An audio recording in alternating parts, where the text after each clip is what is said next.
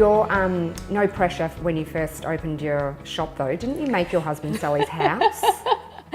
There's always been a lot of pressure. The last 20 plus years has been a lot of pressure. But yes, yeah, I wouldn't say make him, convince him. Yeah. Manipulate, massage it. Into it. Yeah. So yeah, he. I probably for 2 years I looked at finance. I couldn't even get a credit card because I was an Australian citizen. So for me it was really difficult. The bank just laughed at me. In the end I was like, how am I going to open the first store? Because I started wholesaling. I built a website when that started to happen, and I just didn't know how I was going to finance it. And obviously retail is expensive to do. So. I said, how about that house? Right. And that was a scary moment because this is when 9/11 just happened.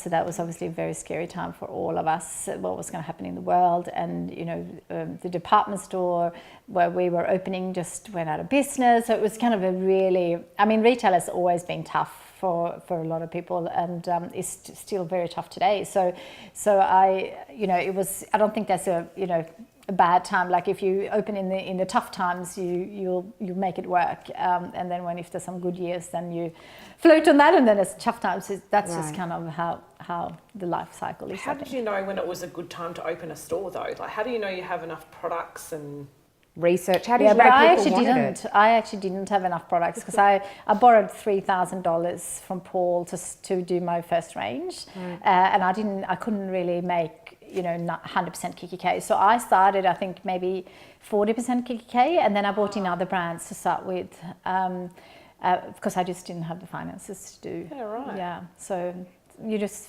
figure out a way of doing it. Yeah, you're pretty crafty. You work because you would pound the pavement too, right? And get people here. What do you think of this? Absolutely. Yeah. I did a lot of what I call focus groups, but it basically was like selling at home.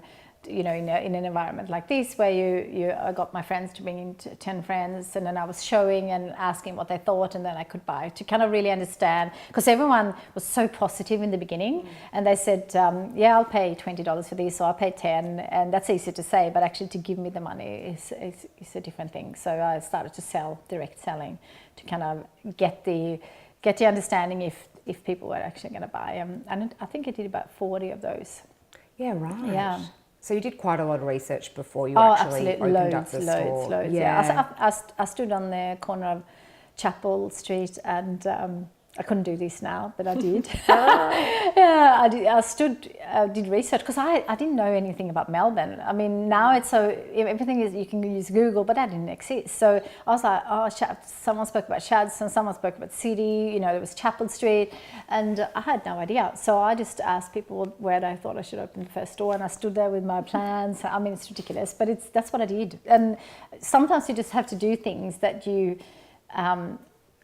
Is out of your comfort zone, and do think creatively, and I think it's amazing not to have a lot of money when you start up, because you just think differently. Well, that you can take more risks. Yeah, absolutely. You have nothing to lose. Yeah. Where I guess now that your business has grown so much, you kind of can't take the risks that you would have at the start. No, not the same, because you're supporting so many people. Yeah. While before I was happy to take an extra shift in the morning at a breakfast hotel or whatever I needed to do to kind of support myself. But now it's very different, of course. But still, pretty you can try a few little things. Yeah. In terms of the creative side, you kind of you are very hands-on, but you bang out so many products.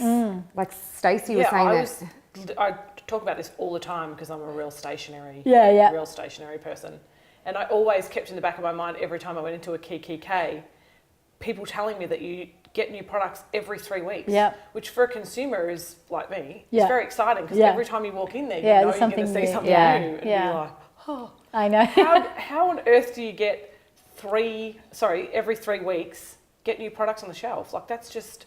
Yeah, so we work all year, obviously. We have a creative team who designs products all the time. But that's not the problem in terms of the ideas.